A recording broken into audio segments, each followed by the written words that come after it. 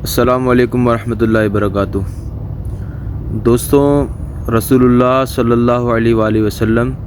کی سیرت مبارکہ پر جہاں بہت سارے اعتراضات اٹھائے جاتے ہیں، من جملہ سب سے بڑا جو اعتراض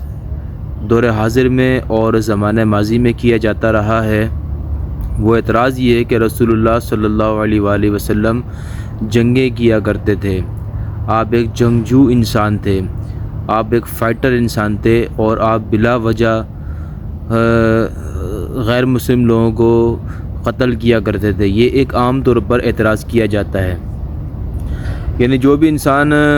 کمپیریٹیو اسٹڈی کرتا ہے، تقابل دیان کرتا ہے، مختلف مذاہب کا مطالعہ رکھتا ہے، تو وہ عام طور پر یہ اعتراض کرتا ہے کہ رسول اللہ صلی اللہ علیہ وسلم ایک جنگجو انسان تھے۔ اس کا جواب سننے سے پہلے ایک تمہید آپ اپنے ذہن میں رکھیں کہ جنگ و جدال اور سیرت رسول عربی صلی اللہ علیہ وسلم،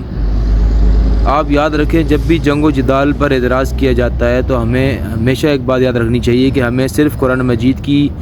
ظاہری نصوص کا مطالعہ نہیں کرنا چاہیے، بلکہ ہمیں پورے قرآن کے ساتھ ساتھ سیرت رسول صلی اللہ علیہ وسلم، رسول اللہ صلی اللہ علیہ وسلم کی سیرت مبارکہ، اس پر ہماری عمیق نگاہ ہونی چاہیے، گہری نگاہ ہونی چاہیے۔ جب آپ قرآن مجید کی مختلف آیات کو دیکھیں گے اور پھر آپ مکی اور مدنی زندگی کے دونوں ادوار کو دیکھیں گے تو پھر آپ کو جواب دینے میں آسانی ہوگی۔ رسول اللہ صلی اللہ علیہ وسلم کا مکی دور بھی تھا اور آپ کا مدنی دور بھی تھا۔ مکی دور کے اندر رسول اللہ صلی اللہ علیہ وسلم بالاتفاق مظلوم تھے، آپ پر ظلم ہو رہا تھا۔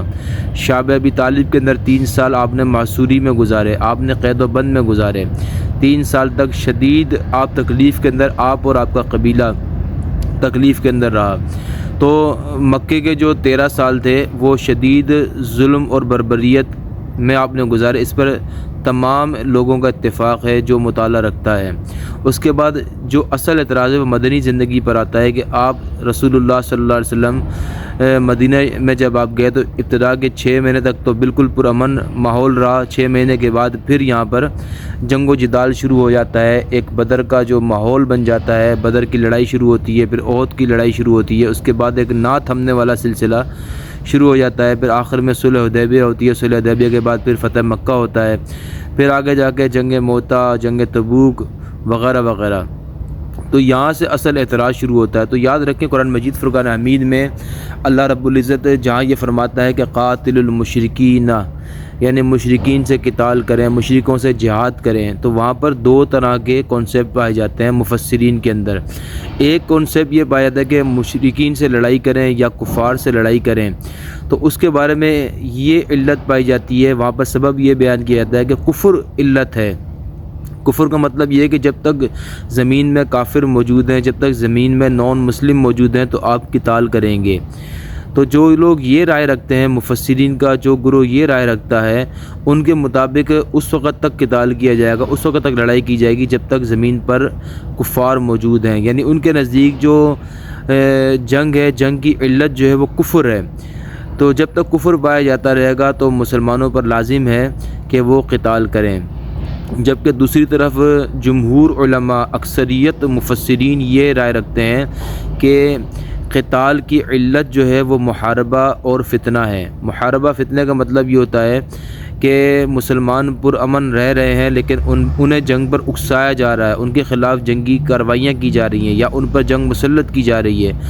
یا انہیں پرامن رہنے نہیں دیا جاتا بلکہ ان کے خلاف فتنہ فساد کا بازار گرم ہے۔ تو اصل جو جنگ کی علت ہے، قتال کی علت ہے،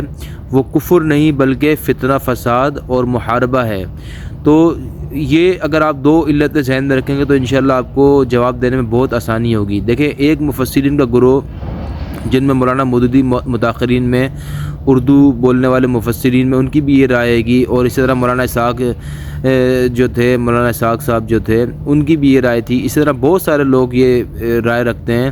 کہ جب تک زمین پر کفر موجود ہے اس وقت تک مسلمان لڑائی کرتے رہیں گے۔ چنانچہ ایک حدیث بھی پیش کی جاتی ہے جس کے مطابق رسول اللہ نے فرمایا امرت ان اقاتل الناس حتی یقولوا لا الہ الا اللہ، مجھے لوگوں سے لڑائی کا حکم دیا گیا یہاں تک کہ وہ لوگ جو ہے لا الہ الا اللہ نہ کہہ لیں۔ اس حدیث کا مفہوم یہ بیان کیا جاتا ہے کہ جب تک زمین پر لوگ جو ہے لا الہ الا اللہ نہ کہہ لیں، رسول اللہ کہتے ہیں کہ مجھے ان سے قتال کا حکم دیا گیا ہے۔ تو اس کے مطابق یہ لوگ کہتے ہیں کہ قتال کی جو اصل علت ہے وہ کیا ہے؟ کفر ہے۔ جب تک زمین پر کافر موجود ہیں، کفر موجود ہے، تو مسلمانوں پر لازم ہے کہ وہ قتال کریں گے۔ جبکہ دوسری طرف رائے یہ رکھی جاتی ہے اور یہ رائے درست بھی رائے ہے کہ قتال کی جو علت ہے وہ کیا ہے؟ وہ فتنہ فساد ہے، وہ محاربہ ہے، یعنی مسلمانوں پر جنگ مسلط کی جا رہی ہے، مسلمانوں کو چین سے نہیں بیٹھنے دیا جا رہا، مسلمانوں پر فتنہ جو ہے وہ مسلط کیا جا رہا ہے، اس لیے دفاعی طور پر آپ جو جنگ کریں گے، قتال کریں گے۔ تو دوستو، اب جو قرآن مجید میں اللہ رب العزت نے فرمایا کہ قاتلوہم حتی لا تکون فتنہ، اس وقت تک آپ لڑائی کریں یہاں تک کہ فتنہ فساد نہ رہے، وَيَكُونَ الدِّينُ لِلَّهِ، اور دین سارے کا سارا اللہ کے لیے ہو جائے۔ تو اس آیت کا مفہوم اور مطلب کیا ہے، میں آپ کو مختصر طریقے سے انشاءاللہ عرض کرتا ہوں۔ اس آیت کا مفہوم اور مقصد صرف اور صرف یہ ہے کہ جب مشرکین سے رسول اللہ صلی اللہ علیہ وسلم نے معاہدہ کیا، کیونکہ قرآن مجید میں حکم تھا کہ وَإِن جَنَحُوا لِلسَّلْمِ فَاجْنَحْ لَهَا، اگر جنگ کے دوران بھی اگر وہ آپ سے صلح کے لیے آمادگی کا اظہار کریں تو آپ بھی ان کے لیے صلح کے پر بچھا دیں، آپ ان کے لیے صلح کریں، آپ ان سے، یہ حکم تھا۔ تو رسول اللہ صلی اللہ علیہ وسلم نے مشرکین مکہ سے امن کے معاہدے کیے، صلح حدیبیہ میں معاہدہ کیا گیا، لیکن جب انہوں نے وہ معاہدے بھی توڑ دیے اور پھر رسول اللہ صلی اللہ علیہ وسلم پر بار بار جنگیں مسلط کی گئیں۔ بدر کی جنگ انشاءاللہ آگے آئندہ آنے والی ویڈیوز میں آپ کو عرض کروں گا کہ بدر کی جنگ بھی ہم پر مسلط کی گئی، احد کی جنگ مسلط کی گئی، جتنے بھی ہمارے ساتھ جو جنگیں ہوئی ان میں مسلمان پیش قدمی نہیں کرتے تھے، بلکہ ہم پر وہ جنگیں مسلط ہوتی تھیں۔ تو جب وہ جنگیں بھی مسلسل کرتے رہے، اس کے بعد جب ان سے حدیبیہ کے اندر معاہدہ ہوا، امن معاہدہ ہوا، وہ بھی انہوں نے توڑ دیا۔ تو جب یہ تمام چیزیں ہو چکی ہیں تو پھر آخر کے اندر جا کر اللہ رب العزت نے حکم دیا کہ اب ان سے فیصلہ کن معرکہ ہوگا۔ تو آخر میں جا کے قریش مکہ سے، مکہ کے مشرکین سے، مکہ اور اس کے گرد و نواح کے مشرکین سے یہ آخر میں جا کے کہا گیا کہ اب تمہارے ساتھ جو ہے فیصلہ کن معرکہ ہوگا، اب جو ہے تمہارے ساتھ نہ صلح ہو سکتی ہے گی، نہ تمہارے ساتھ کوئی معاہدہ ہوگا، نہ کوئی ایگریمنٹ ہوگا، اب صرف اور صرف قتال ہوگا، یا تو ہمیں مار دو یا نہیں تو پھر ہم تمہیں مار دیں گے۔ تو یہ آخر میں جا کے اللہ رب العزت نے حکم دیا تھا، ابتدا میں یہ حکم نہیں تھا، ٹھیک ہے۔ تو اب بھی یہ آیت یہ ابھی بھی موجود ہے کہ اگر خدا نخواستہ مسلمان ایک